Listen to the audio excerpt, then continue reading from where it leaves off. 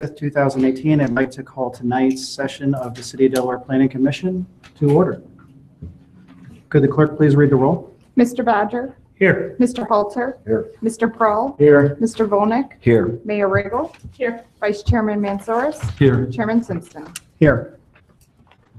Item number 2 on tonight's agenda, the approval of the motion summary of the Planning Commission meeting held on August 1st, 2018, as recorded and transcribed. What is the wish of the commission?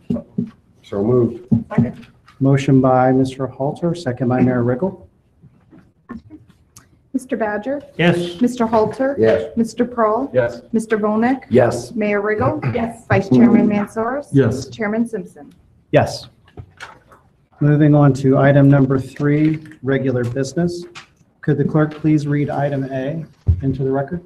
Item A, Bell Commons, rezoning for case number 2018-1965, conditional use permit case 2018-1966, preliminary development plan case number 2018-1967, and preliminary subdivision plat for case 2018-1968, final subdivision plat sub-area B for case number 2018-1969. Public hearing has been postponed by the applicant until a later date.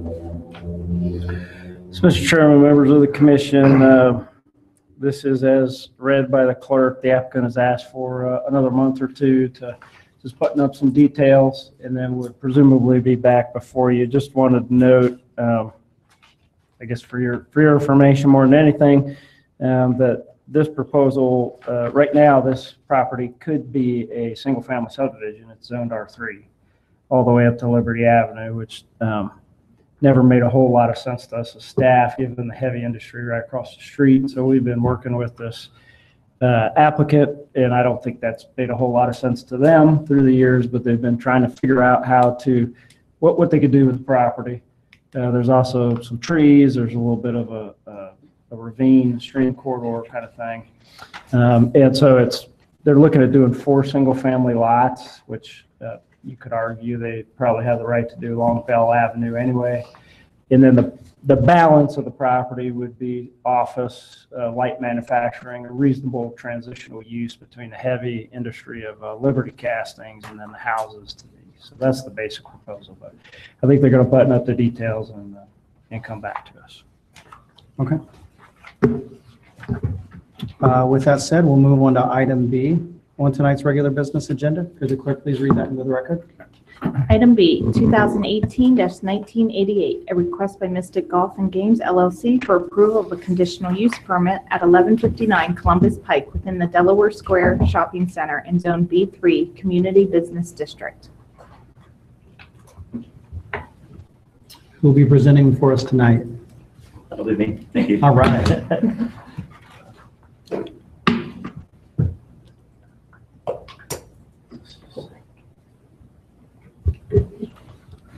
Thank you. The approximately 8,250 square foot tenant space is located within the southern portion of the Delaware Shopping Center.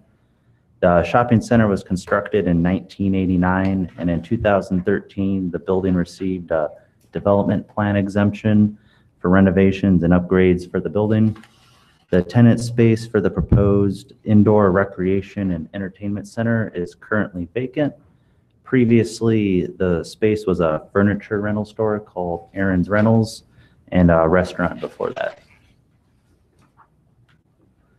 The subject property is zoned B3, as are the properties to the south. The property to the north is zoned B4, and the properties to the east are zoned B3 and B1. The properties to the west across Columbus Pike are zoned R2. The site would have access from existing curb cuts on US 23 and from the east off of Stratford Road, which is a private drive.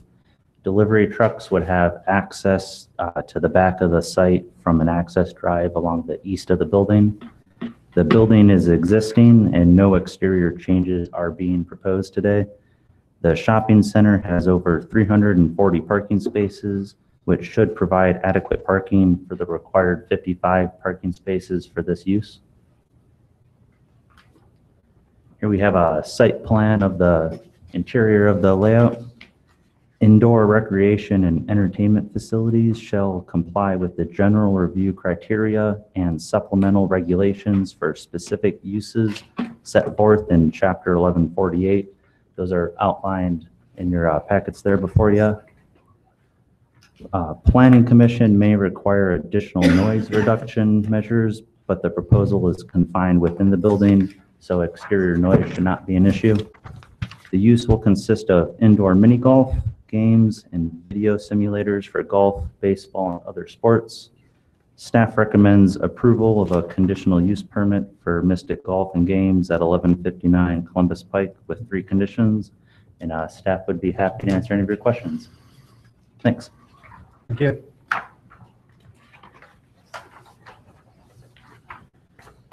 Any questions on this particular case?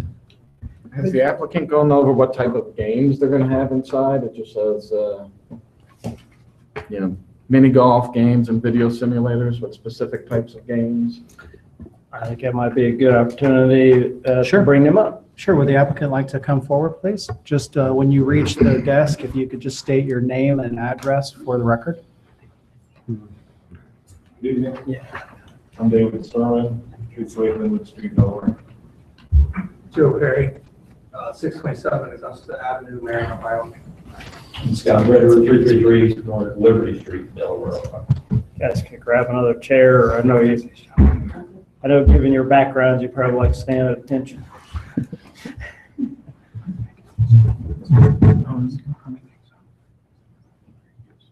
All right. So again, your question was?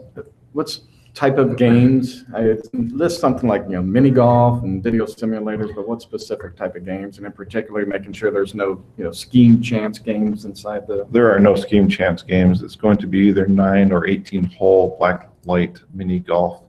Plus, presently we're going to start with 2 high definition golf simulators that will allow players to play pretty much any golf course in the United States they want to. In addition, they'll be able to play baseball, soccer, football, zombie dodgeball.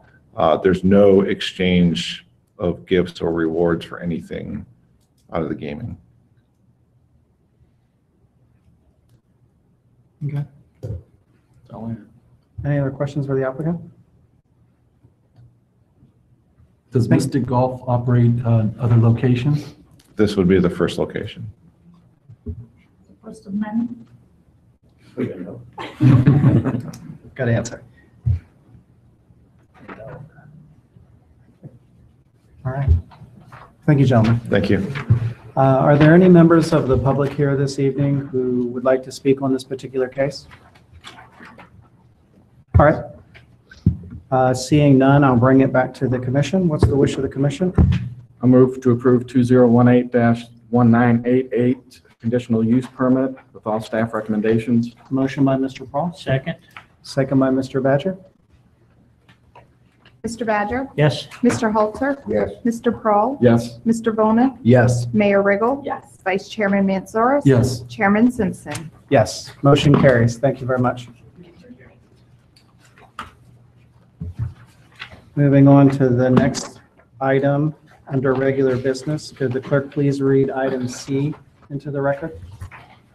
Item C, 2017-2057, a request by LND Troy Center LTD for approval of a development plan exemption for the Troy Road Shopping Center on approximately 2.50 acres, Zone B3, Community Business District, and located at 652 West Central Avenue.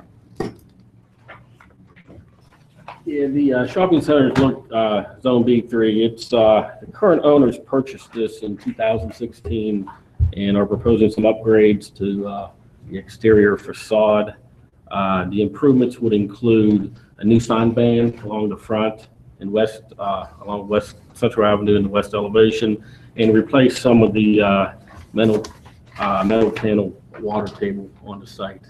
This is the existing site plan. It would not change. All the access will remain the same out there. Engineering drawings wouldn't be required because they're not doing any site plan changes. This is some of the elevations that are proposed.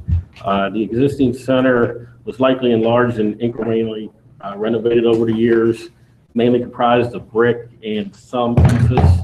And water tables includes a mixture of brick, limestone, and metal panels. So it's kind of a hodgepodge of materials that developed over the years. They're proposed a new EFIS sign band above that would be built above the current wall brick sign band. It extend along the front and, like I said, along the east or along the west elevation of the site. Be, as you can see, a lot better look than what's out there today.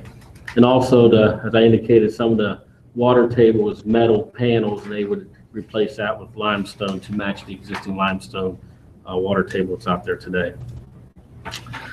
The current building has a mixture of signage also. It has interior illuminated channel letters, which code requires, as a box signs and non-illuminated flat metal wall signage.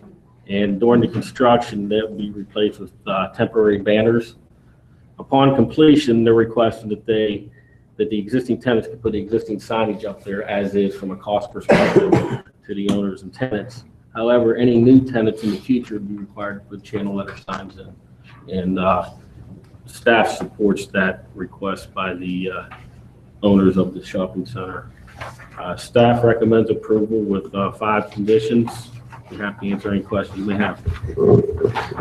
Mr. Chairman, members of the commission, I mean, this was really, the upgrades are welcome and appreciate it, but pretty minor at the end of the day. And this was really an opportunity to, the shopping center has not had a comprehensive sign plan up to this point. And I think that's the key element for us, other than I think some of the obvious upgrades on the facade. Try to make sure that we have that moving forward into the future as well, while we're being reasonable to the tenants over there, allowing an opportunity to change those out as those might happen. The center is not full today either.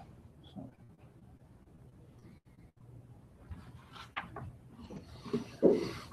Questions for staff? Would the applicant like to come forward? If you could just please state your name and your address for the record. Errol D'Souza, Galena, Ohio. I'm the managing partner of L&D Troy Center. We purchased, like I said, we purchased the property in 2016, and now we'd like to upgrade it, make it fit better with more of the modern, up-to-date centers around the area. Okay. Do you have anything that you wanted to add to staff's presentation? No, I think they did presented everything. How many buildings are rented at this time? It's actually one building. So originally, I think they built it in 1960 and then added two or three Okay, let me sections. rephrase that. How many businesses are there today? 11. 11 or something? Yeah. And there's one vacant. Where State Farm is located, they actually take up a very small space. Their sign takes up the whole front, but they only take up a small space, and the rest there's about 9,000 or 10,000 vacant square feet in that big. I think Bueller's used to be there before that, and I'm not sure who else was in that space. No, I was going to say Bueller's not there. No, maybe Ace Hardware. Ace Hardware, okay. It's just unfortunate that if you're going to do the work, that everybody can't just put the new signs up and it look really nice from the Yeah. get-go. Some of our tenants are like nonprofits, the churches. They don't have the money to go spend another $5,000 on new signs. Okay, thank you. But yeah, as we go forward and we get new tenants and these turnover, that will be a new requirement that they put up channel letter, back to channel letter signs. When are you hoping to start the work and finish the work? We're hoping before winter, so. Any ideas? That's my contractor, Jeff Baldwin. He's going to be doing the work, and Paul's the architect. Probably would start in about 16 weeks. Sure. Could you just give your name and address just for the record? Jeff Baldwin with Baldwin Construction Company.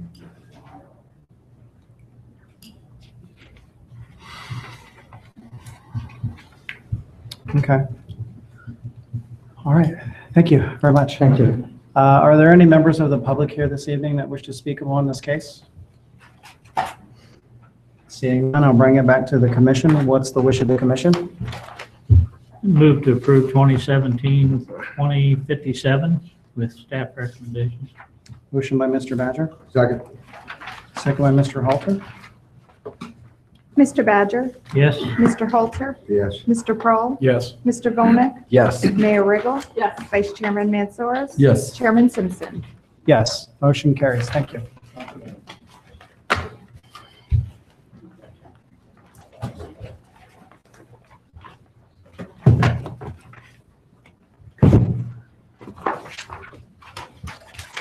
All right, moving on to item D on regular business. Could the clerk please read that into the record? Item D, 2018-2050, a request by SourcePoint, SourcePoint for approval of an amended final development plan for a parking lot expansion for SourcePoint on approximately 11.41 acres zone POI Planned Office Institutional District and located at 800 Cheshire Road. Yeah, give you some background on this. In 2006, City Council approved the rezoning amendment and combined preliminary and final development plan for the almost 60,000 square foot SourcePoint development on about 13 acres. This is the aerial. You can see the parking to the north and south of the existing building. Now the applicant is proposing to add 61 spaces for a total of 225 spaces to accommodate the needs for the facility. From an engineering perspective, no formal separate engineering drawings would be required. Would need the engineer to approve a single plan with the building permit, which they've already reviewed from my conversation with the engineers. The access to the site would remain the same. In blue is the new parking that they're proposing, the 61 spaces. To the left is north. To the top is along Glen Parkway. They'd be putting 48 spaces along Glen Parkway, 41 along Glen Parkway, and 7 just south of there adjacent to the building. Along the south or the western portion of the site, they'd be putting 13 spaces, which is adjacent to a subdivision, and would require that to be screened and buffered with, I believe, 12 evergreen trees on the site. Then in the center of the site, they're converting 11 spaces to 7 handicap spaces for the facility. So that in total, there'll be 225 parking spaces for the entire site, which is adding 61 spaces to their current total. They are taking some trees out, small trees along Glen Parkway, but they're replacing them inch per inch along the site. And again, we require buffering, landscaping along the western portion of the site where the 13 spaces are being proposed. Pedestrian connectivity, there's a bike path along Glen Parkway and along Cheshire Road. The Cheshire Road path ends right before their property. Staff is requesting a right of entry so the city can extend that bike path when currently we're trying to get grants to extend that path along Cheshire. So we request that in the future when needed. Staff recommends approval of 5 conditions. We have to answer any questions you may have.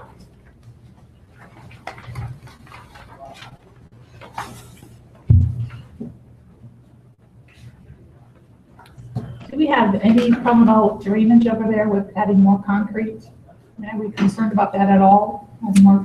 I defer to John, our engineer. That was one of the few engineering items that we did have the applicant evaluate, and the existing ponds are 2 of those. Were found to have plenty of capacity as they exist now. When they were currently designed, they had plenty of detention to accept more impervious areas. Okay. So. Thank you. Did the applicant go over the specifics for need on the parking spaces that you know of? They've been talking about this for quite some time with us, and I think the primary issue for them is when they have large events, but also they have a number of different doorways into that facility. So it's more getting parking spaces closer to the door? Well, also what I just, living near there, when they have a large event, that parking lot is full to overflowing.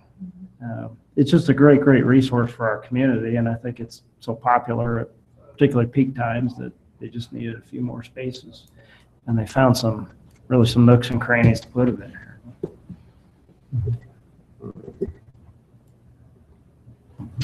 And the concern I would have is, you're eliminating the green space along the parkway itself, where there seemed to be more room on the southern edge to put more spaces in, although those are spaces clearly further away from the doors. And also the southern edge appears to, there's still a pretty healthy setback and they are putting landscape back, but I hear you.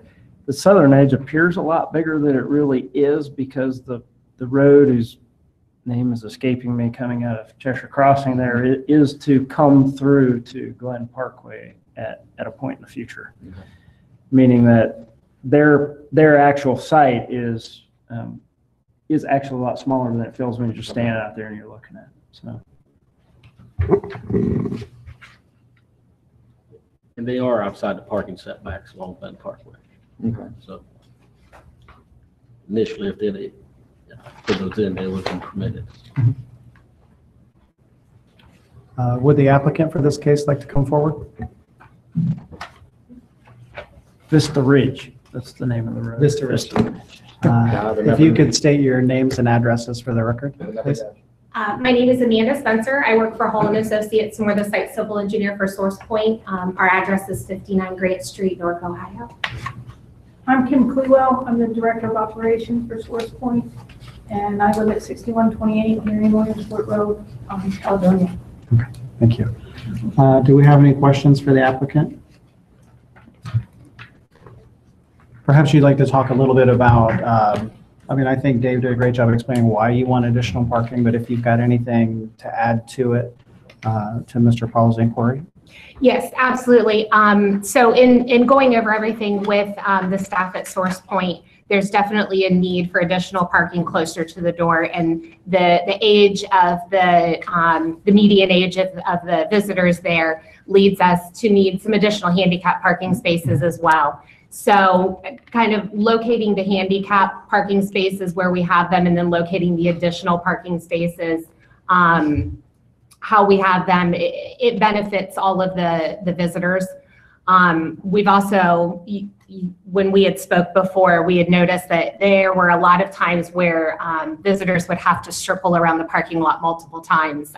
Even myself and one of my colleagues went to a meeting and we circled a couple times and then we chose one of the furthest parking spaces knowing that that was probably the best thing to do. But it is a difficult thing to try to find parking there. So just kind of expanding the parking area within the setbacks, providing that additional landscape buffering is going to benefit the facility, but then also kind of meet all of the city's requirements. How many handicap spots are you adding?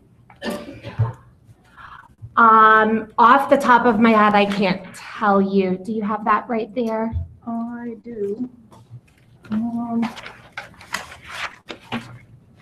I can tell you that right now we have 4 times the amount of handicap parking spaces as required by law, and we are adding additional just because probably 30 or more % of the folks coming to my building every day have handicap placards.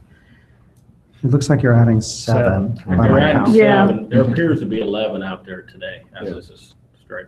There what? There appears to be 11 handicap spaces today. I count 21 on the 21? plan, Yeah. so Yeah. and that'd be a 10 Yeah. space So, addition, or right. about that. So there's 11 now, There's 21. 21 now. 21 now. 21 So now. how many are we adding? 7. 7. 7.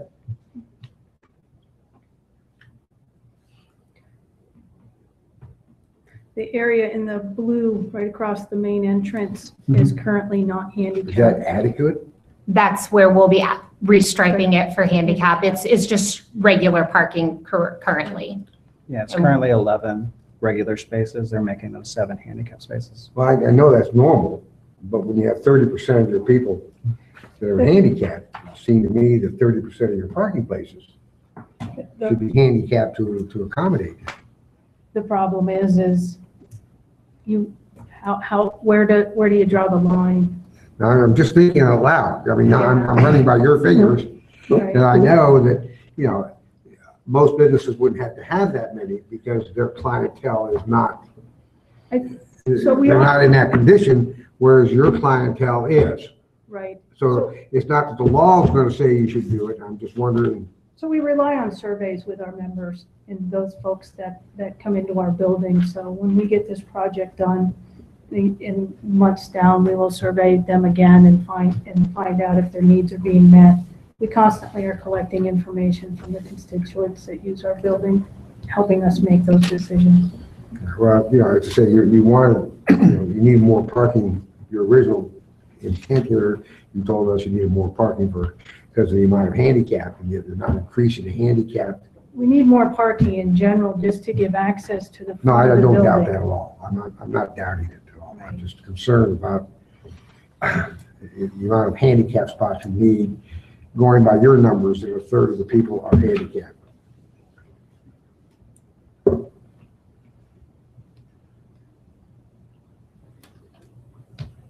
This is obviously going to help. They're going the right direction for sure.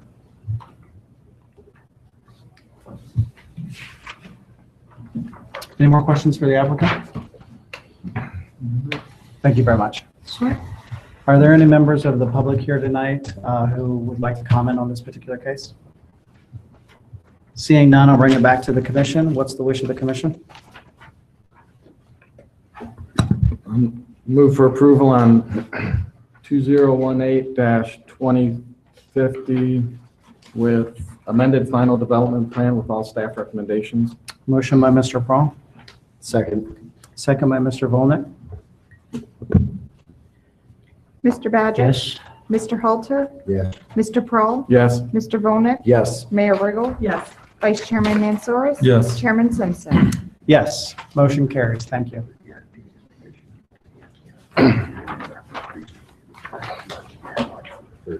Moving on to item E under regular business. Could the clerk please read that into the record? Item E, 2018-2255, a request by Medrock LLC for approval of the final subdivision plat for Willowbrook Retail Development Phase 2 on approximately 3.324 acres, Zone B4 PUD, General Business District with a planned unit development district and located on the south side of US 36 and on the west side of South Halk Road.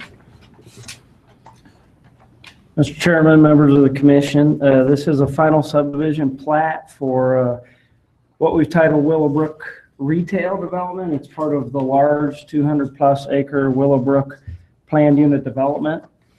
Several years ago, in fact, almost 10 years ago now, in 2008, council approved a final subdivision plat for this component of the PUD. There was also an update of the PUD text relative to just this retail component just before that final subdivision plat as well. That final subdivision plat 10 years ago created a lot at the corner of US 36 and the western corner of US 36 and the private drive. And it also created a lot that was to be occupied by Huntington Bank, who came forward before this commission and council but never built. That lot has been repurchased at this time by the applicant, by Ron Sabatino. And so part of what was required in the update of the text to the PUD was that the outlots were to be subdivided. The applicant now wishes to subdivide from about the right out only through to the western property line. And that creates a lot a little bit over 3 acres. So we have to go through this rather lengthy process rather than just have what we would maybe typically do we're just creating one lot here, a staff level plat process. Because of those approvals before, this final subdivision plat is required to be brought forward. So that's why it's here before you tonight. The lot obviously complies, it's a very large lot, it complies with all of that zoning text and all of our base zoning text. The idea here is that this would then be purchased by an office user, medical office user, who would subsequently come forward with development plans for review and approval. pretty straightforward, but there's some history here. Other than that, happy to answer any questions you might have. And I didn't show you the pictures, but there you go. One big 3+ acre lot.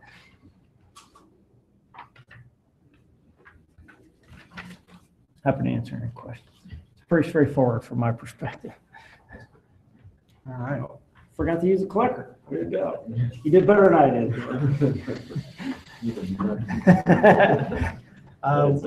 She nudged me.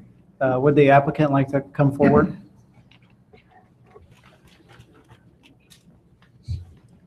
If you could just state your name and address for the record.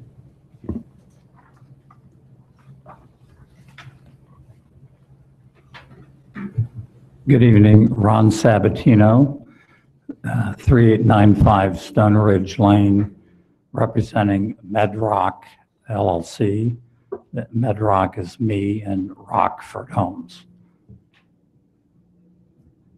I can't imagine there's a lot you have to add. Is there anything you have to add to staff's presentation? I don't, the applicant is, I'm sorry, the client is more bureaucratic than this city. That's hard to believe, I know.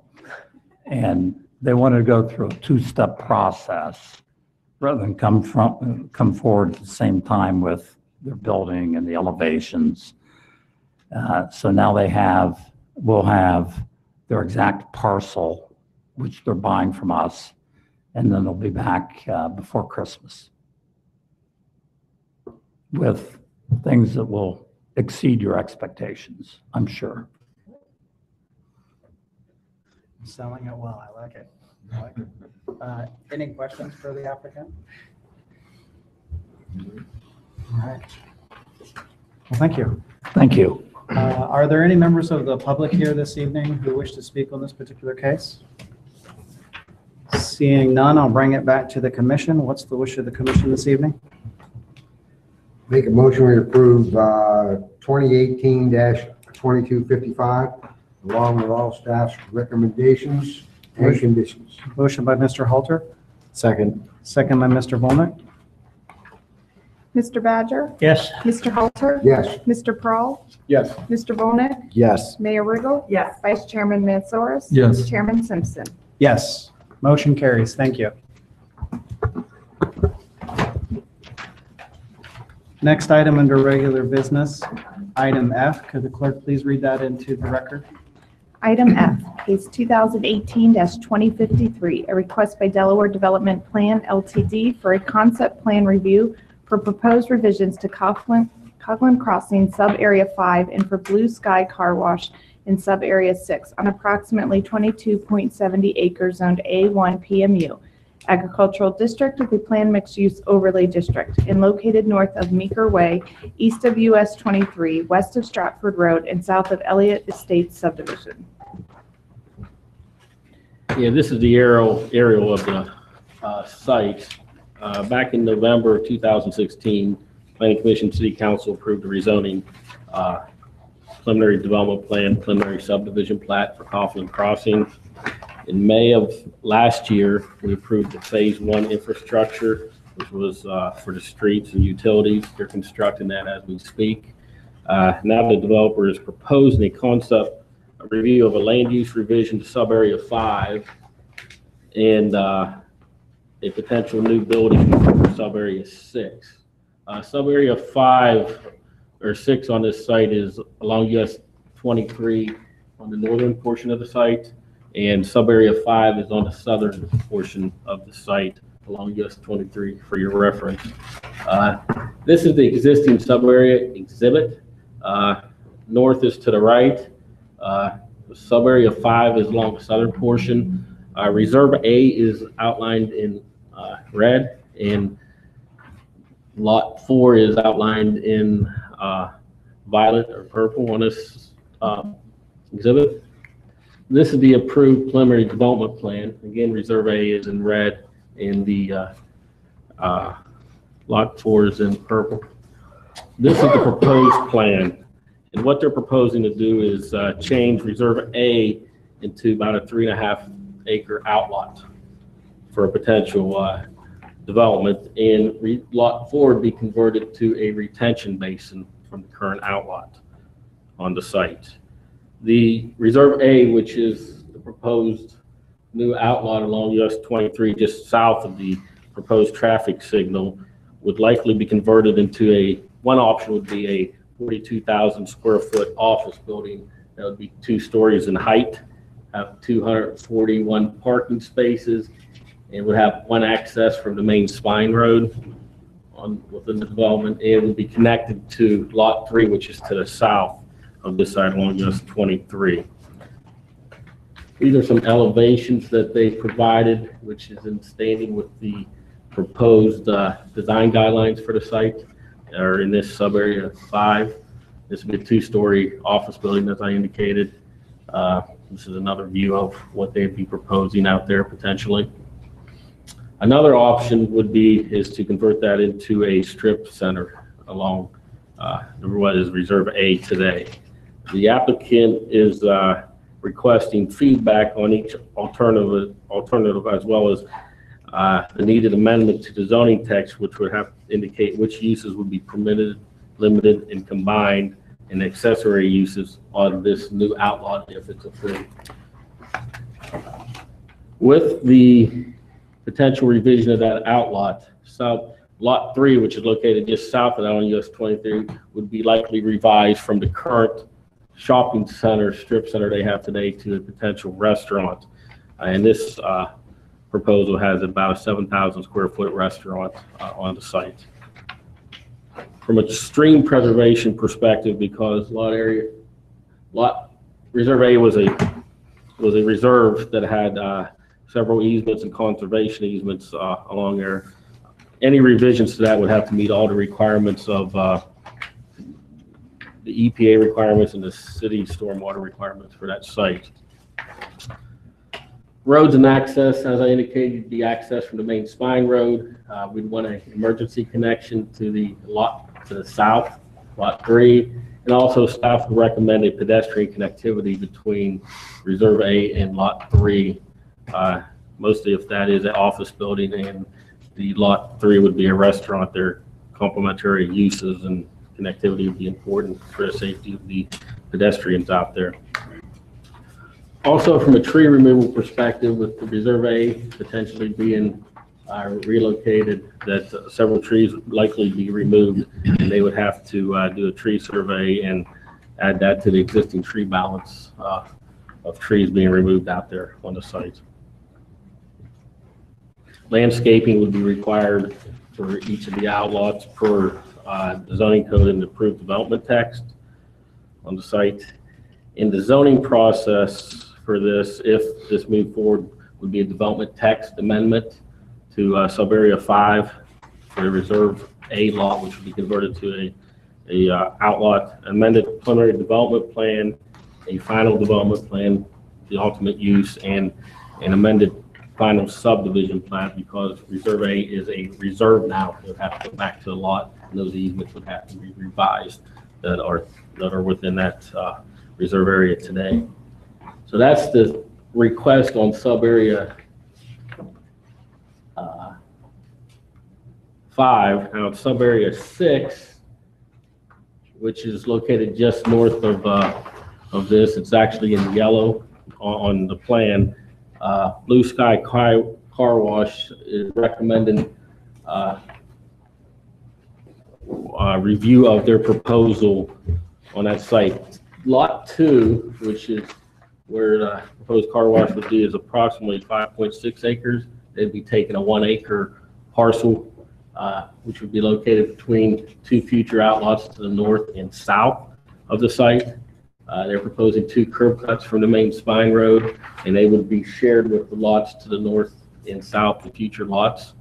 The orientation of the car wash would be counterclockwise. You'd enter on the northern curb cut, you exit on the southern curb cut within the site.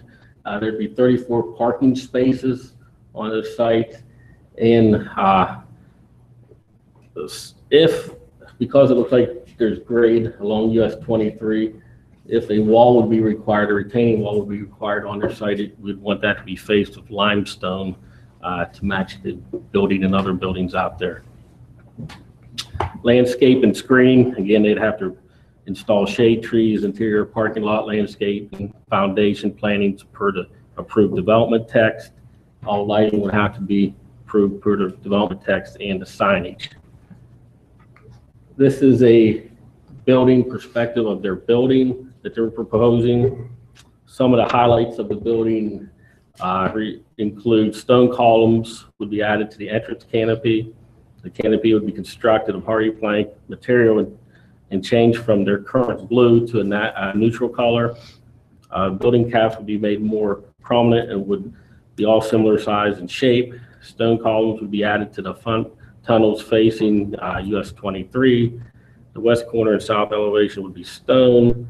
The starburst material on the east and west elevation would be switched from storefront and to storefront aluminum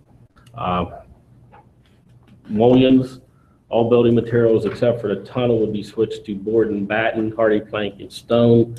And the clear skylight tunnel would be switched to an opaque material. This is the elevation from the Spine Road.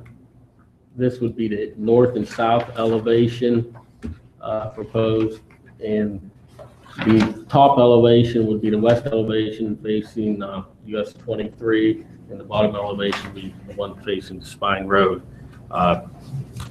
It generally complies with the development text standards for the sub-area 6. The zoning process, if they move forward, would require preliminary and final development plan approval. And also because typically a car in sub-area 5, a car wash would have to be accessory to a larger structure, grocery store or the like. They'd have to get conditional use approval for this to be a standalone car wash. Again, this is just concept plan or requesting information on the applicants request the initial concept revision from Reserve A to Lot 4, the concept revision, and on the Blue Sky Car Wash also. So I'd be happy to answer any questions you may have. I know it's kind of confusing. There's two things going on the site, but we combined it into one application.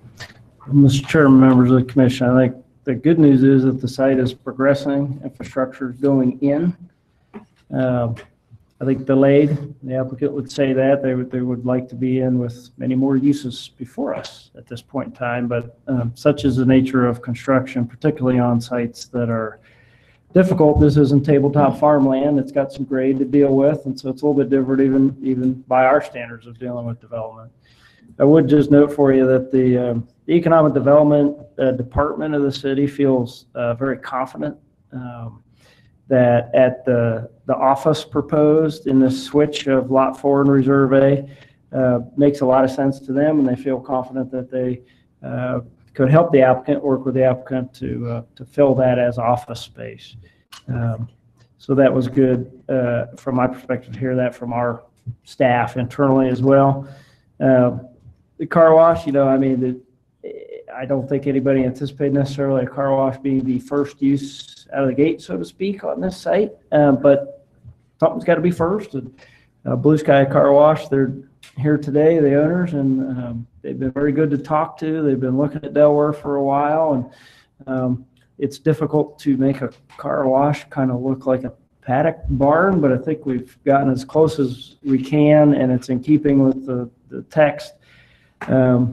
With provision for conditional use permit. Some of the car wash business has changed a little bit. Our initial idea was that you'd have a car wash accessory to like an anchor grocery store or something like that. And frankly, there's going to be a similar situation brought forward in the coming months on Glenwood Common Shopping Center, which has some similar restrictions. But what will be coming forward is a standalone car wash. I think the important thing is that certainly it looks right, it's oriented right, it meets the zoning text for both of those sites, but that it's probably, we condition it that it's the only standalone car wash on either that site or this site, and it still meets at least the intent of the accessory nature of that condition in both zoning texts, in my opinion. I think there are some good stormwater management reasons to make this switch between Reserve A and Lot 4, and the applicant has their entire team here tonight, so they can go over that, and Jonathan's here to help us through some of those technicalities too. So, as Lance said, it is a concept review, and I appreciate the applicant. Always appreciate Connie. She's done a great job through this. She's held a public meeting in the last couple of weeks, last week, to update the neighborhood and her neighbors about what's going on, and so very appreciative of that. And I'm sure she'll tell us the feedback she received at that meeting as well. But appreciative that you don't have to go through a concept plan. Sometimes we recommend it, and applicants take our advice or they leave our advice from time to time. But appreciative that you took the opportunity to come before the commission and get some feedback on both of these concepts before they become really the first developments. The first brick and mortar developments in this development. Happy to answer any questions you might have, or I think the applicant has a presentation. Did we need to load something up for you, or are these fine to work with? Or? I have a flash drive where I can look on my computer. However you do it, Chief. Yeah, feel free, hook it up, and then just come up to the desk and just state your name and address for the record, and we'll be good to go. They just This does not require a vote, does it? No, it doesn't. No, This is just feedback. a concept review. Oh, sorry. Hi, if he wants to hook that up. I'm Connie Klima. I'm glad to be back. It's been a while. I represent the developer, of course, and the landowner, and I'm part of this development. And we did, as Dave was just saying, we met last Wednesday with the neighborhood. Anyone that wanted to come, we had over 60-some people there at the Historic Society. And we were happy, of course, to give them an update. I know that you don't want to sit here too long, so I can get wordy sometimes, so I'll try to make it as brief as possible, but I want to give you an update. As you all know, it was a long winter, and we wanted to begin last fall. And I kept trying to do that, and they kept saying no because they were smarter than me.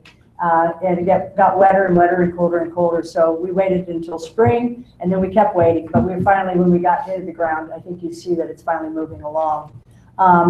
As I said to the people last week too, we also went through some ups and downs. We know that there were some days that people weren't real happy with us. Construction can get pretty dirty sometimes, and things blow and things leak and all kinds of things. But I think we're through the worst part of what I'll call the war days, and now we're ready to start making it pretty again. I'm very excited, more excited than I was before, because it's finally time to start going vertical and start making the site pretty. When our roads get in and our landscaping starts going in, and we start having green spring again there, it's going to be a wonderful day. We're also very happy that we have Blue Sky that's come, and whether or not they're first or last, they'll be, I think, a prominent part of our area, especially because they're located in what is really the highest retail, high visual area, which is along 23 and to the north, which is where we expected that type of user, and we got it. And they've been great to work with, and their design, they had to pull a lot of strings and work a lot because, as you know, they have franchise building plans, and they're not usually as likely to make as many changes, and they were willing to do that. We have brought a presentation tonight, and I guess what I want to do is talk to you about the changes that we're proposing. As you go through an ADA start developing it, you start understanding more about the topo, you start understanding more about the storm, and you start learning more about what you didn't know as much about before. And as the site was before, it seemed the most practical place to have this low area of retention here, and the tree areas, even though we were going to have to take a lot of the trees out and probably replace some because they're not the best trees, it seemed like the best area. When we started talking to more and more users, we have this main entrance here off Hawthorne, crossing here we have Meeker, and then we have our northern access. This visual area right here is a high prominent area, and the stormwater has to be maintained, obviously, but we started thinking about our Meeker Way access, which to me became a much more prominent, substantial access. If you go there now, and I can do that because it's actually there, and sit, you realize that it becomes sort of the visual entrance into our development, because you see it as you go north on 23 over Meeker, and when you drive into Meeker. And we wanted it to be more beautiful than coming in and having a retail center here and a retaining here. So when the engineers began looking at it and worked with the city, we believe that it's a much more efficient place to have our second retaining area instead of here. And this is a better building site, more prominent and more substantial in viewing from 23. Of course, it will also be landscaped in accordance with the code as Lance is described. And also this area here, which is treed and has a stream area, will remain. We think it'll be a beautiful feature for the entry and also for the user here, whether it be a restaurant or whether it be multiple users. So we're very excited about it. So what I wanted to show you was visually, Jonathan can walk through it with me, visually what's going on here. If you look at our site, and this is Stratford Road here, we're first going to have a vision from if you were going north on 23, and then partially up here, then to the Hawthorne entrance. So if we want to go to the next, if you're on 23 going north, this is a type of a building that we're looking at, whether it be for office or mixed use or restaurant. And up here would be the new idea of where that new building site would be on 23 at the Hawthorne entrance. We're not proposing tonight because we can't say for certain whether this building will be here or whether it would be elsewhere on the site, but this is the type of architecture and look that we're hoping that will attract. I've been working very closely with Sean Hughes, and we have a lot of medical users in your city, and we have a lot of office type uses. So we're finding that it's a very prominent need in your community, and we're thinking the more we get that in retail, and then hopefully our residential component very soon, we'll start having our small town type of view. Okay, next view. Okay, if you were getting ready to go in and you were heading into the development, this is how that corner could look. Landscaped, ready to go, and also very accessible for people coming and going from the development, whether it's an office or a partial retail office use.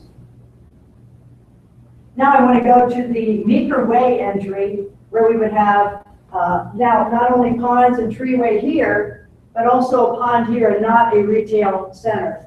And I think you can see that if you're coming in here, what I like about this entrance is that on this right side, if you remember, we have the long area that is a visual clear to the Stone End Barn that was on the James property. So when you come in here, you'll be able to see the greenery, see this pond, see the residential community here, and then as you come up, you'll go around, and hopefully the restaurant areas and everything will be there.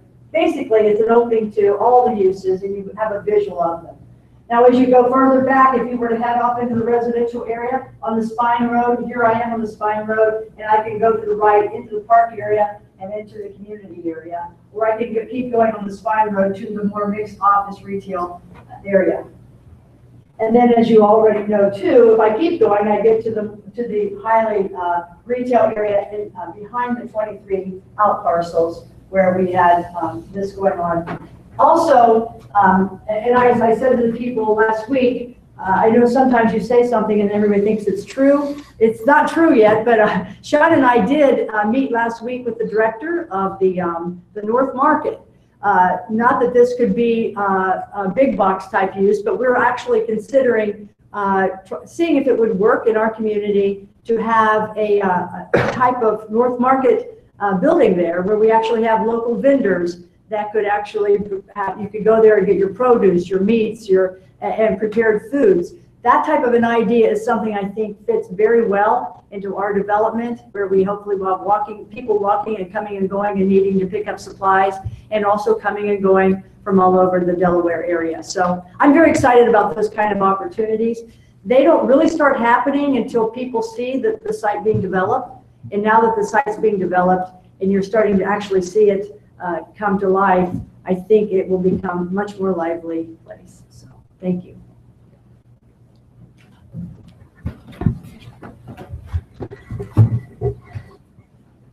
And again, Commissioner, you don't have a vote tonight, but I think we're all, the applicant and us as staff, we seek any feedback you have, taking all of that in. I don't know if you wanted to, Blue Sky wanted to say anything or just at least introduce yourselves. I mean, we've met several times. All right, if you guys want to come forward and just state your names and your addresses for the record.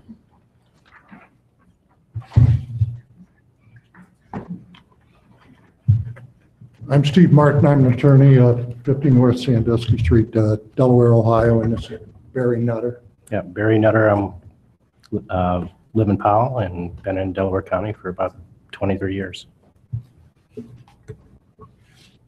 Couple comments that are in order. It was mentioned that this is a franchise. Well, there's even greater constraints than that because what the staff report calls a tunnel, Barry at times refers to as the skeleton.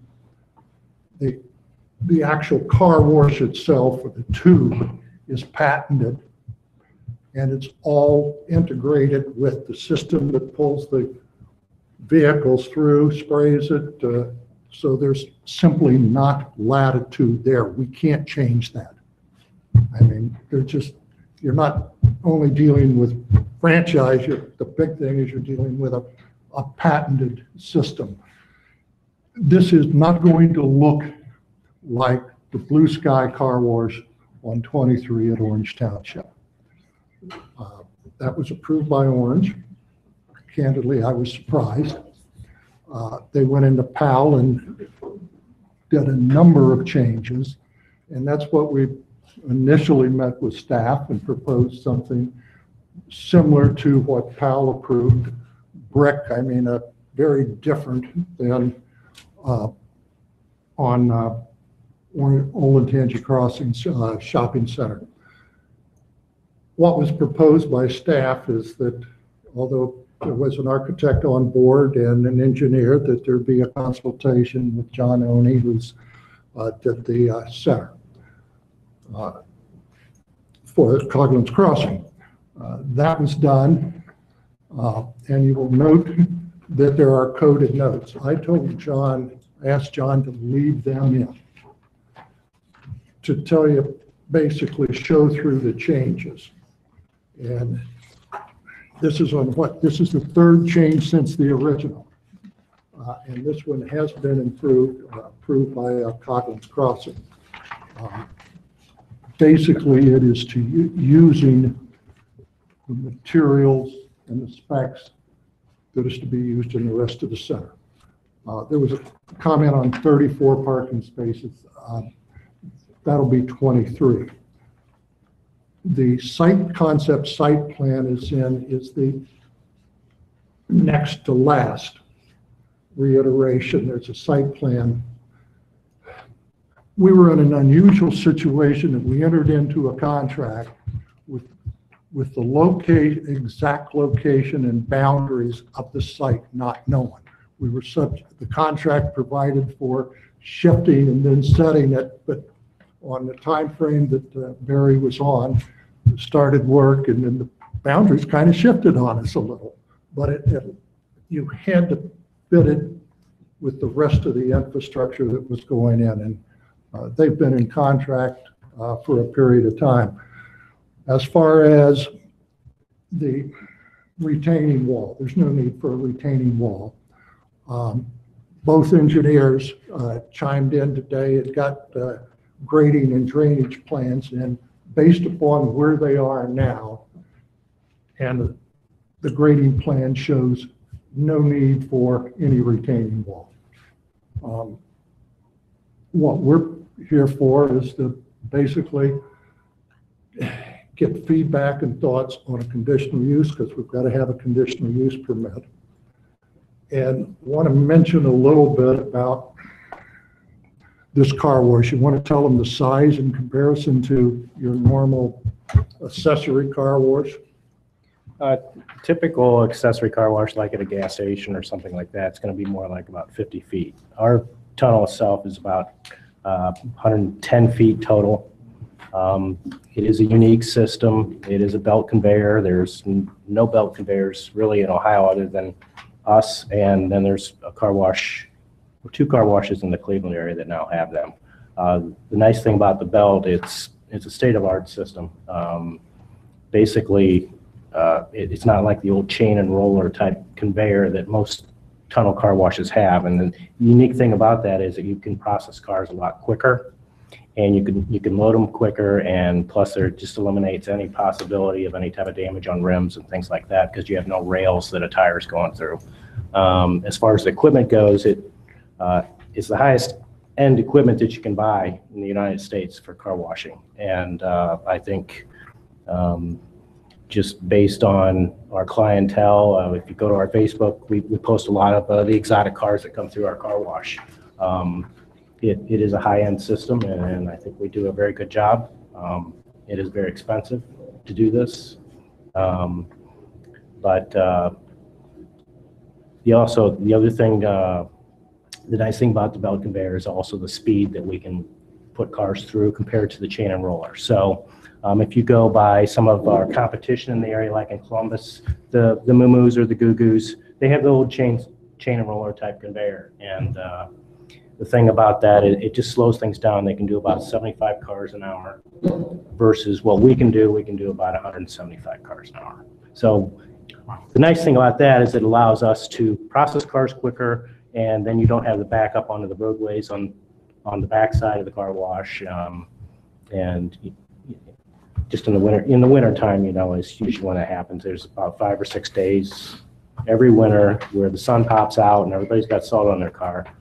But that processing speed really helps with keeping having backed up cars on the side roads. One thing I think that also bears mentioning, I don't think anybody contemplated that the first user would be a standalone car wash. I don't think you anticipated a standalone car wash, but you probably didn't anticipate, and Connie didn't anticipate, this type of operation and this size of investment. It's not insignificant. It's about $4.6 million, which is going to be helpful to the schools, and it will have a few employees too. But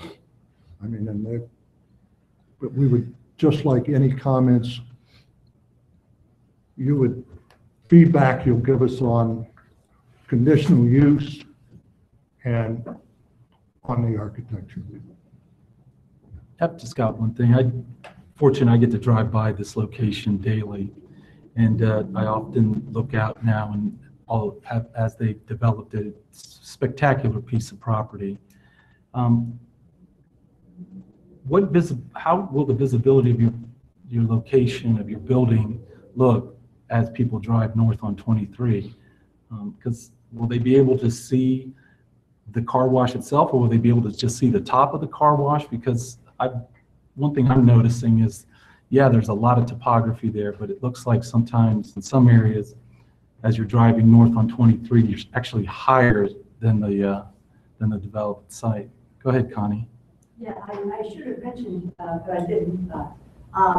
That mound area right now is very frustrating because you can't see into the site. Yeah. There's a communication cable that is under that topo area and has to be removed and replaced. And then we can finally break down the mound, and you can start seeing in. Right now, the only way you see in is to go to the opposite side of the site. But anyway, that will be removed, and the topo will start making sense. That's why it's still there. Okay. So you feel pretty good about the site location? Oh, I really do. Okay. We contacted Connie probably a year before it went out in the market, just because it's a great location. Yeah. We've been very successful in Lewis Center. We put about 200,000 cars through Lewis Center last year alone, which is one of the top 3 car washes probably in Ohio as far as volume. Our Powell location's done very well just in the first year. We've did about 160,000 cars through on Sawmill Parkway there. So we anticipate it'll probably be very similar to probably Lewis Center as far as volume goes. We have a lot of Delaware residents that are multi-members with us already. We get comments all the time. When are you going to come to Delaware? So that's why we want to provide that service to the Delaware residents as well. It seems to be an underserved area for car washes as well. There's really no express car washes anywhere in Delaware right now, or tunnel car washes. There is a difference between an in-bay automatic car wash versus a tunnel. So, yeah, there's one there at Turkey Hill, but I can't imagine you'd be comparing yourself to that. No. That's what, about a third of the size or less? Yeah. My general comments are, if the retaining wall issues, that's more on the engineering side. than myself type of thing. I don't see any issue for myself right now on anything that goes conditional use. But as far as like the visual look, keeping it towards those neutral tones and the opaque type of thing, really because of the rest of the development falling into that, I guess we're now calling it Pennsylvania Dutch type of thing with, that type of thing. So I think that's why I would prefer to see those type of conditions on there, that yes, you are, it is more neutral, it is onto that opaque window type of thing, just because it would match the rest of the site as it gets developed. But that would just be my general comments on those.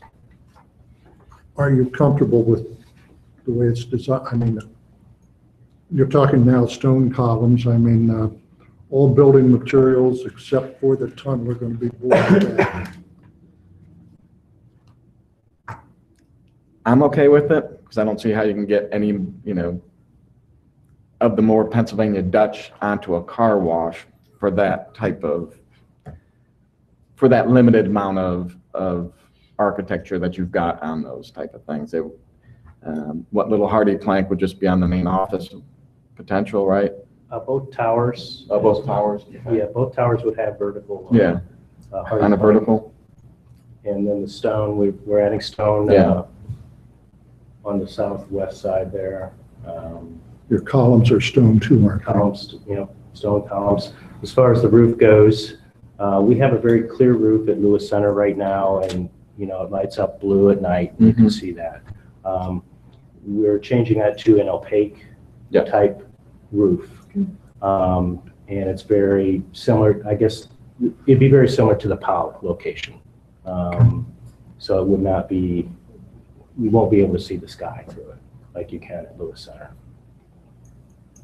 I think for that area, for me, it would, not having as much bright light, like the blue coming down 23 on the Lewis Yeah, Center type of thing. So, yeah, if you look at our Powell location, we also have the blue lights that are on at night, but it's very much more subdued than it is at Lewis Center. Lewis Center was the first time we used that type of lighting, and Powell, Powell required us to step it down a lot. So I think if you want a comparison, that's kind of what we are proposing here.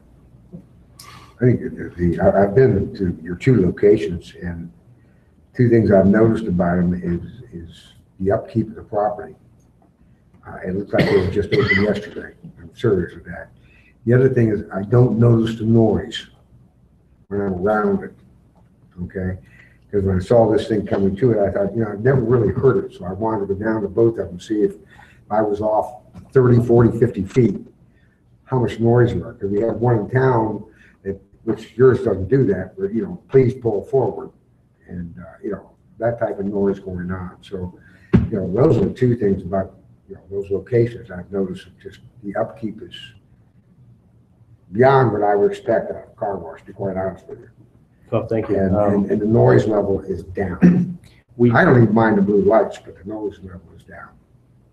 The vacuum equipment is inside the building, so as far as turbines and that air noise, you're not going to hear because of that reason. But you close about 8, 9 o'clock? We close at 8. At 8. Also, as far as the dryers go, those are actually set back into the building a ways, so that does help with noise, keeps it down. If you go to like the Goo on Polaris, they have their dryers are even outside the building. So like I said, I don't know if it's a tunnel or the situation, the way to do it, it's just the noise is not as much as I thought it would be. As many times I've been through it, once you get back from it, it doesn't carry that much. Of course, not being open at nighttime, you don't get any of it then. But I like the architectural line. I think that's about as far as you can go with this thing. I think without completely reinventing the wheel. But this is going to look a lot like the one in Powell over on Sawmill Road. Well, the one in Powell is actually an all brick building, and that's what we originally proposed. But in order to meet the materials for this development, we changed the board and batten vertical and added a lot of stone.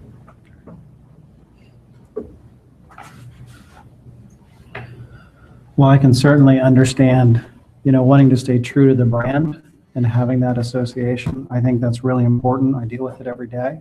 I think you've done an excellent job trying to be adaptive to the environment you're in. I think you're introducing the right materials.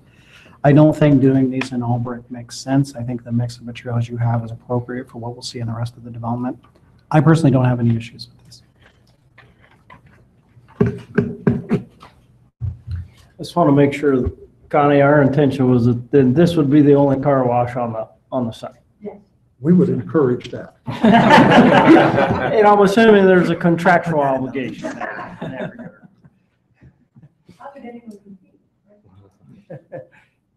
Just to be clear on the accessory component of that. I don't want to lose sight where blue sky's in front of you, but the other element that's in front of you is sort of the shift that Connie was describing as well. So if you have any more comments about the car wash or Sure. certainly Well, what we that. can do is we'll finish up on the car wash and then we'll focus on the other areas so we can give a complete panel of feedback to you guys.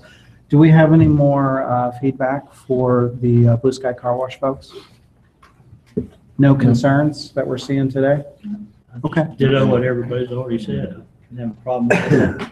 We thank you very much for Yeah, your absolutely. feedback. Good luck. And then Connie, if you want to come up and we'll then address the other part of the development, I think sub-area 5.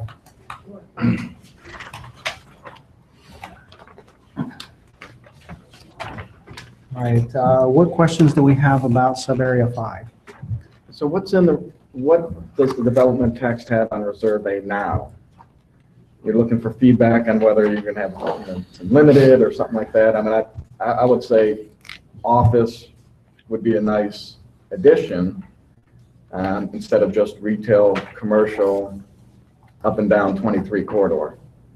But I don't, I have no idea what would be in Reserve A right now on the text. Right now in the text, Reserve A is a reserve because it was supposed to be just a detention retention basin. And there are some trees there. It always appeared as if there were more trees from the road in that area than anyone really ever realized, because you got past the first line and it was pretty thin right back behind there. Now there are probably more trees oriented along the spine road, and you can see they're going to save as many as they can that's reasonable and then replant, but there's pretty healthy green space shown near the roundabout, and that's, I think, a nod to that. But Yeah, and really, as we got into the engineering, it worked out well because we found out storm-wise that it was more efficient to have the second, basically do the swap and have the retention down by the entry at Meeker there. And we're also going to have the outlet that goes under Stratford over to the river. So it seems like it's working out well as far as storm-wise, and also visually, I think it works. I mean, I would think, it's really up to Dave as far as what, the permitted ones on the office side. that's the question for me is, right now the concept is to leave that kind of open because the market is unknown. Connie, I'm sure, would desire the office. That's probably the most lucrative thing for her from the developer standpoint, but if we could put office everywhere, we probably would all feel happy about that, but there's just not that much of that to go around. So I think she's leaving open the possibility that if it isn't that, could it be also retail? And in a way, that's a swap between lot 3 and this reserve, that this would be more of the retail, I'd say strip center, because that's not really fair to the architecture and the sign, but you know what I mean. And then lot 3, we really talked about trying to utilize that as could still be some retail, but really a restaurant, maybe end cap there that could look over the stream. We've seen that in some other communities with maybe a patio that kind of goes in that direction. May not end up being exactly this kind of parking lot that you're seeing here in preliminary. To be able to do that, but that would take advantage of that amenity. Is that fair? Exactly, and what we would like to be able to do on this, what we're replacing on the Reserve A, is be able to have all the permitted uses that are currently in that area with the addition of office. Gotcha. I mean, I would think so, based on the type of office, but I would say something like that too. And general comments, pushing more off of 23 to me is the way to go than off of Meeker, even to start with. Just because of the traffic flow on Meeker, you've got a 55-mile-an-hour road, hey, let's try to bring as much, if it's office, commercial, retail, on the 23 side lights versus off of Meeker. Same way visually, if you're coming off of Meeker with the ponding type of thing, obviously that would look visually better, but it would also eliminate or try to bring some of that traffic off to, staying on 23 versus the cutting on to Meeker. Originally, this was supposed to be just a reserve, just a low-lying area, really.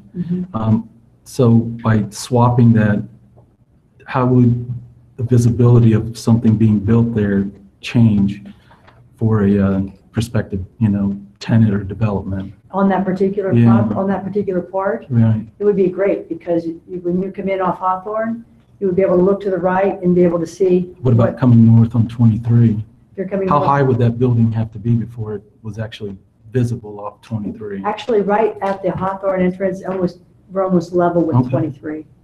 It's hard to see now, I know, but that's the topo. 23 then rises above the development more at the northern entry, closer to the north. So we feel very comfortable. We worked on our topo plans probably 30 times, and we feel very comfortable with them now. Yeah, I think coming in off of Meeker and having the ponds on both sides has a big visual wow to the development. So it's more like a gateway. Yeah.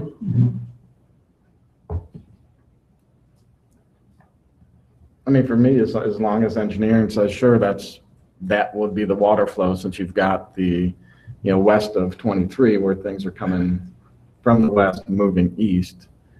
As long as that's there, I mean, would that capture everything? Do you even need the back pond, the most southeastern one? I mean, I think would both of them still be needed on that corner type of Yes, thing? I think so. And we also promised the Stratford people that it would be there. I mean, I'm sure you already dug the hole.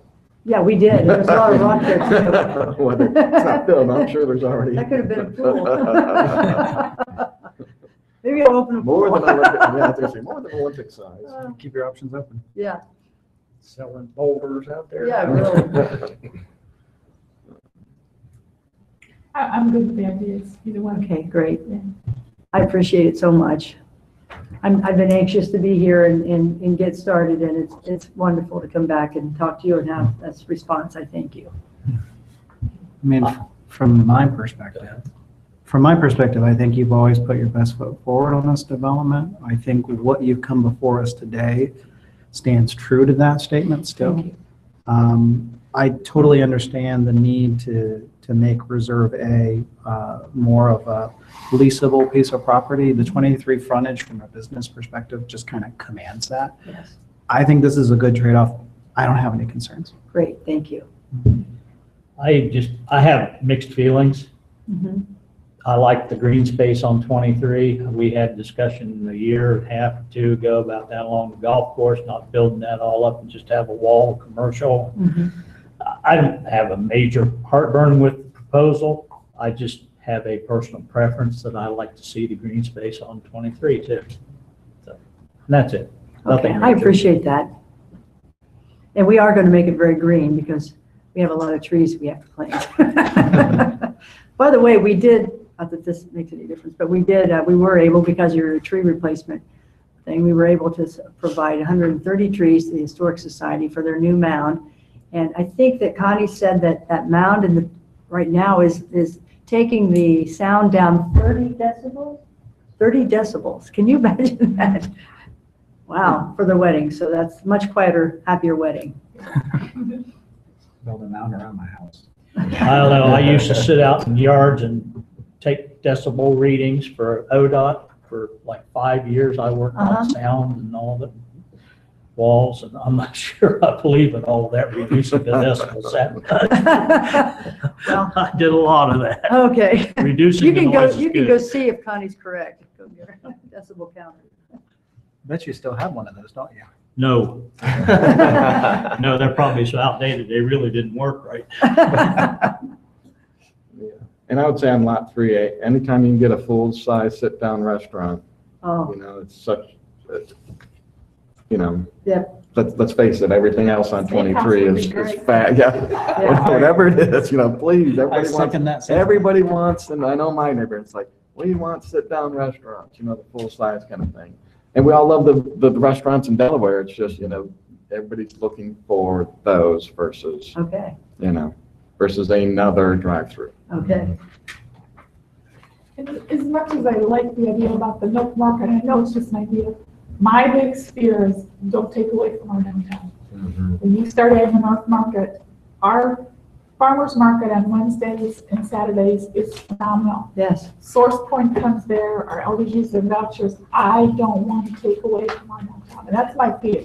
Well, and if you don't want us to do it, we won't pursue it. I've been working with Sean. The other thing that the person in the North Market talked about was your Great Market, and actually about how the idea of actually in addition to that, having those same people go both places and having alternative days.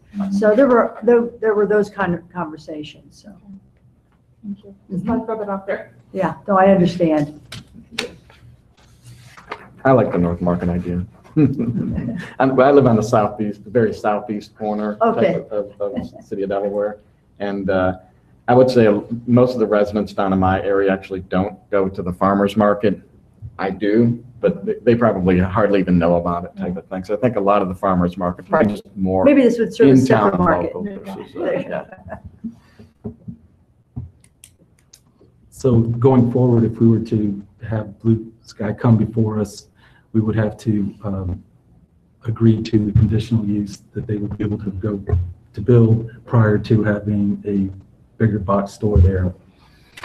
Yeah, it's not so much a timing issue as it is that there be a standalone as opposed to accessory to another use, a big box store or what have you. And then our recommendation always to bring that forward with at least a preliminary development plan. It probably is going to end up being a conditional use permit and a combined preliminary and final development plan. Maybe next month before you, we'll see. So we're going to see you next month. We want to see how this Definitely see discussion them, went. probably, and if I've got something more, I'll be back. Okay, sounds good. Obviously, there's still a lot of infrastructure left to go on the site. Thank you. All right, thank you. Okay. Are there any members of the public here this evening that would like to comment on this particular case? Seeing none, there's no commission action required this evening. With that said, we thank you very much for coming in. Thank you. All right, moving on our regular business agenda to the next item. Could the clerk please read item G into the record?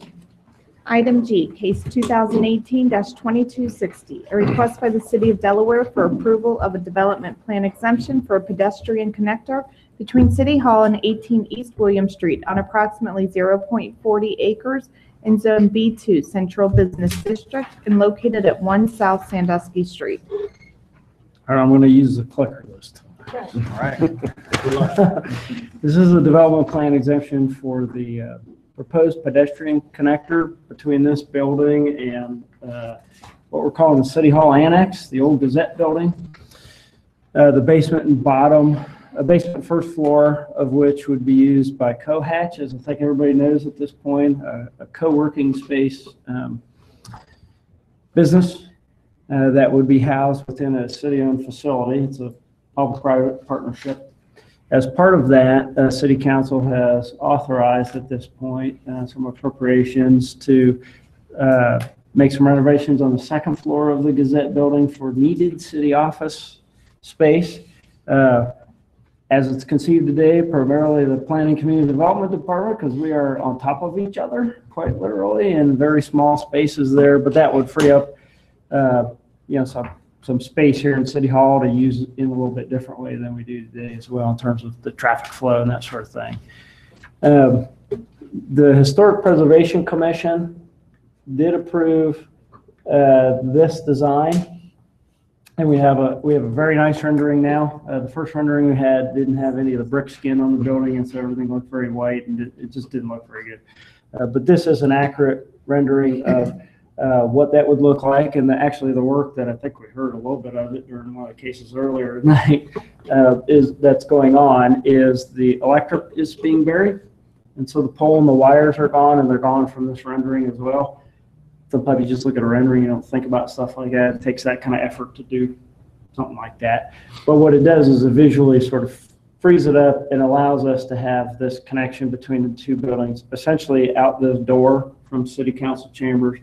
There's a small window there today, but it would be right directly across that window over kind of where the utility billing window is, a little bit behind it, and then over to the Gazette building. And that would continue about 20 more feet to a door in the middle of that building on the second floor. It would allow us to have some much better traffic control. Obviously, it's weather protected and those kinds of things.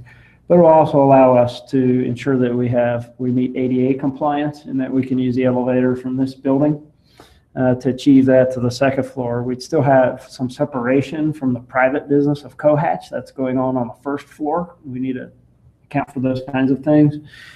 And of course, being a public building, and I know we don't like to talk about this, but the truth of the matter today is we need to account for security concerns today and make sure that we're open and accessible to our citizenry, but we also account for the necessary security that we need to have. So having less points of access, a little more controlled access helps us do that, and this helps us do it as well. The HPC did approve this design. And the downtown, as you know, they have control of any exterior improvement, and our normal course of events is to take those sorts of cases to them first and get the sort of the exterior and design and materials all squared away, and then come to Planning Commission Council with any further actions. There's no engineering plan required here, no detention, nothing that would trigger any of that, and so it really is, it's kind of cool. And it certainly, you're going to see it. It's not going to be invisible. It does sit quite a bit back from the road, so from William, so you're not going to see it that much. And of course, there's a big tree out there. And from Sandusky, you're really not going to see it at all. So for those reasons, we felt that this met the criteria for a development plan exemption. It is obviously pretty unusual. We only have one other that we know of in town, and that connects some of the health district's buildings up on Winter Street, but that's very, very short run between two buildings, and a lot of the stuff between the buildings are like AC units and those kinds of things. Here it would obviously be over an active our driveway. Happy to answer any of the questions. You know, I just did put a little bridge up and take those wires, and we could just hold on those Pull a wires. bridge. We did think about $100,000. You know, in South America, they have this living tree bridge, and my only criteria was that I could pull it up like have a moat under there or something. Just kidding. Where's the second exit out of that upstairs?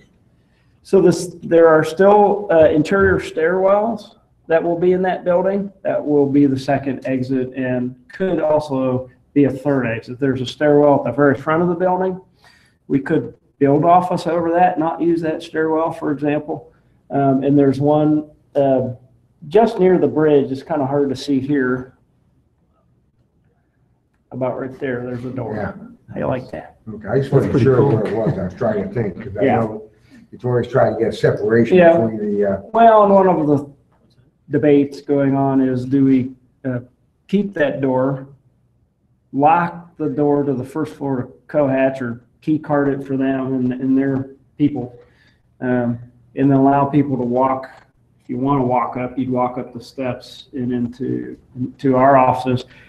That doesn't really fit the sort of the security concerns and one point of access. So I'm torn a bit, but I understand that maybe people don't want to come in here and walk across there. They just want to walk up the steps. what happens to the brick house The brick house. next to it? The one we were in? Oh, the old engineering building. So we the city will probably be bringing forward an update to our previous application to the Historic Preservation Commission that would seek to remove that structure, put in some parking, and perhaps a comfort station, which is a fancy way of saying a bathroom, at that location as well. That's the concept plan now, but that's not, it's still in development. A bathroom? A public restroom. It's a novel idea. So Yeah. Is there a I building, can't think of anything is nice there an about it. elevator? Will that be historic? Outhouses? No. Well, it's That historic. could, that could be interesting adaptation, actually. That'll be some fun evenings, I'm sure, in front of the Historic Commission and perhaps you all as well for the new building, but So is there an elevator in that Cohatch building? there is not an elevator in that building. So how will that building be ADA compliant with that bridge and accessibility? By going back across. By coming in this building, using the elevator, Yeah. and then And then come back there's to actually a the- little bit of an elevation difference. So then the grade inside there, you don't see it here, but the grade inside there will meet ADA ramp requirements. To go down to Gazette Hill. Only other way to do it would be to add an elevator over in the Gazette building, and then we'd have the cost of an elevator, the space, it would take up space, and of course we'd have the maintenance of 2 elevators. But apparently it wasn't needed or required, so just turn the page on that, huh? What, the Elevate, a need for an elevator over there. This alleviates the need, right? Exactly. Exactly. I'm sure this was looked at, but you could fit trucks and stuff under there, right? We're not gonna get another can opener situation. No need for any. It's a very of- slow Can opener. can Yeah. opener. You just slow your can opener. I believe the clearance as shown here is 14 feet, which is enough. That's not even close to being a can opener. Just in case they'll set up lasers on both sides. Well, Early that's warning system. exposed steel beams, so I think that's gonna win, would be much like the can opener. I don't know. Can opener always wins, that's for sure.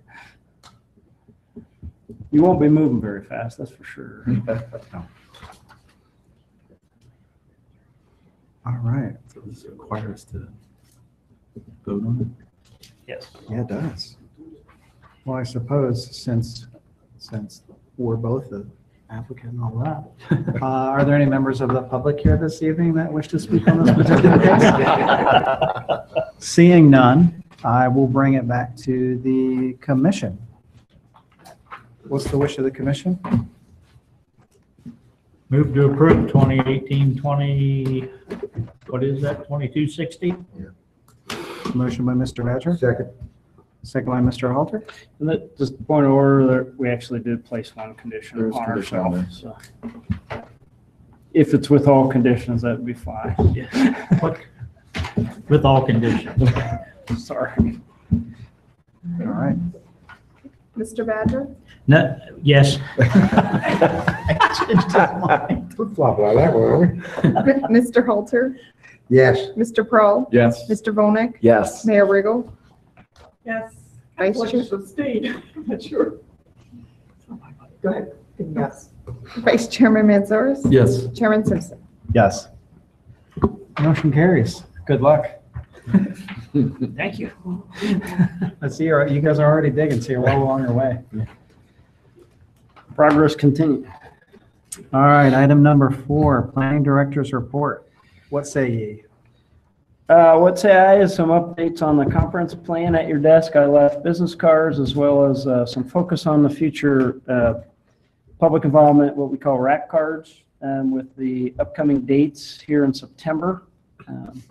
Staff and I are going to be spending a lot of time on the road, and I forget how many days of night meetings I have in September, but it's quite a lot. It might even be delaying this month. But it's necessary. Please come out to the meetings. Please distribute this as widely as you can. I know I sent you electronic versions of this as well. This is the first opportunity for input. It's not the last opportunity, but we certainly hope we have a lot of people provide input in whatever means makes sense for them. This is kind of a guided exercise, and so I think it's important. A couple of you are on the steering committee, so you've been through this exercise in a compressed time frame. I think it's helpful to kind of be walked through the exercise. You can speak for yourselves what you think, but I thought it went really well when we did this with the steering committee, and I'm very impressed with that committee and how they've, in the first 2 meetings, they just come in, we have some fun and chit chat, but we get right down to work. in the first two meetings, and that's been impressive. So hopefully we continue with that. Everybody is definitely focused on the future of our community with respect to the comp plan. So please help distribute that. Weather permitting, we will have a city booth at First Friday. I'll be there with some of you who volunteered and some of the steering committee who volunteered. That's the other thing. If you, whether you're on the steering committee or not, if you would like to volunteer to be a scribe, take down thoughts at the table at some of these meetings, let me know which ones you might want to do that and have availability to do that with. You will notice we have 2 meetings on one night, and that was done intentionally to try to compress these meetings in around Jug Week, but in a certain time frame.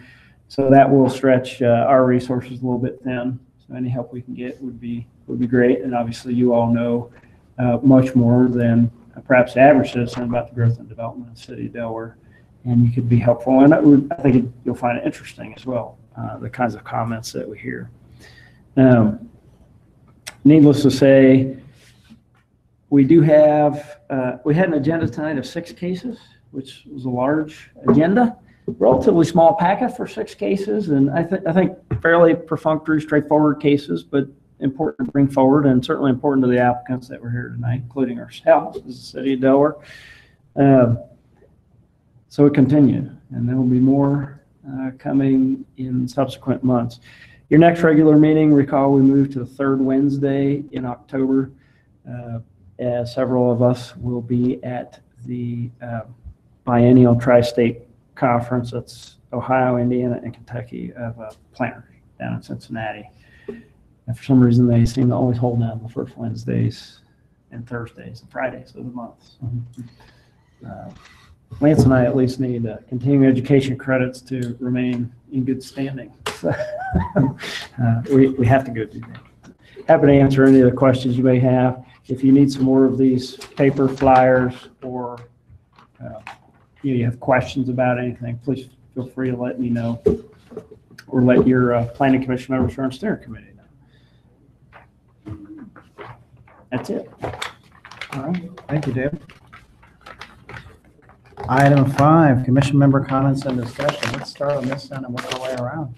No big comments, but I just will say I like the branding, the Delaware Together. I'm not a branding guy per se, but I just like the whatever those lacing, that whole idea. It's a good idea. It's a good concept. It's like it's bona fide, right? Yeah, like it's bringing uniqueness to this, but also just identifying that this is a plan. It's going to have a concept of an actual community plan. I think that's really cool. So whoever came up with that was a good idea. There, I'm done. Nothing.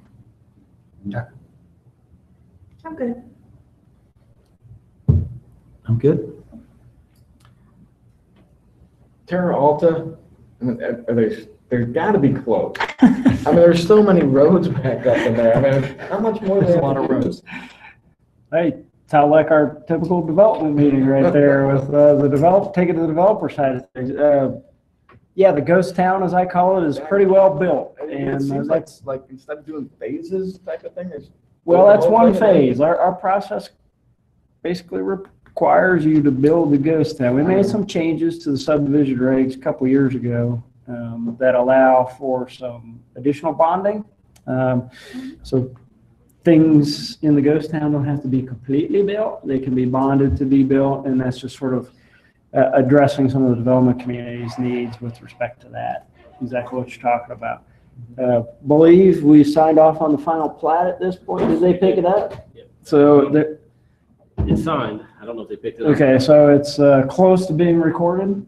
As soon as it's recorded, then we would anticipate seeing building permits. And for that first phase, it's actually it's kind of half of the first phase, and they put in pretty much all the infrastructure for the second half of the first phase, but they'll be bringing that forward as subdivision in the future. They're still working on some ideas of really enhancing all 3 pieces. They own the Rogers piece in between there and Stockdale, as well as the Stockdale piece, but enhancing them in terms of landscaping, entry feature. You see some of that at Terra Alta now, but also recreational amenities. Right now it's sort of pocket parks and that sort of thing, trails. But they hope to put in more like Communities of Glen Ross kind of recreational features. Some of that is tied to an ongoing discussion with City Council relative to a new community authority that would be just for those amenities as opposed to the existing one in the south, which is really for Glen Road. Right. So that discussion continues between them and City Council. And at some point, City Council will have to decide whether they want to do that or not. But that would be from the developer's perspective, as I understand, that would be the financing vehicle to enhance the recreation. Because obviously, that would be a significant cost over where what they've been costing out. Sure. I think the first house, Pretty land up there. probably, at least a model, probably less than a month from breaking ground on that would be my guess. Probably next few weeks would be my guess, but we'll see how it goes. Okay. It was a beautiful piece of property. Yeah. I'm still hopeful that the Rogers piece, which is an even more beautiful piece of property with streams and trees and that sort of thing, could accommodate a future parade of homes site for the city and the city's second parade of homes site. It's obviously up to the development community and us ultimately how that might lay out and develop, but up to the development community as to whether they would have that there. But the lay of the land certainly would indicate that it could accommodate something like that, in my opinion. Sure. You're gonna have to step it up because the commissioner thinks that next year's parade of homes will be Evans Farms. So Well, I think that piece is probably a few years away, so certainly we're welcome to have it at Evans Farm. All right. I don't have anything other than, as always, thank you to staff for all of your hard work and your dedication to your craft. Enjoy your shindig down in Cincinnati in October. Don't spend too much time over the Rhine, and behave yourselves.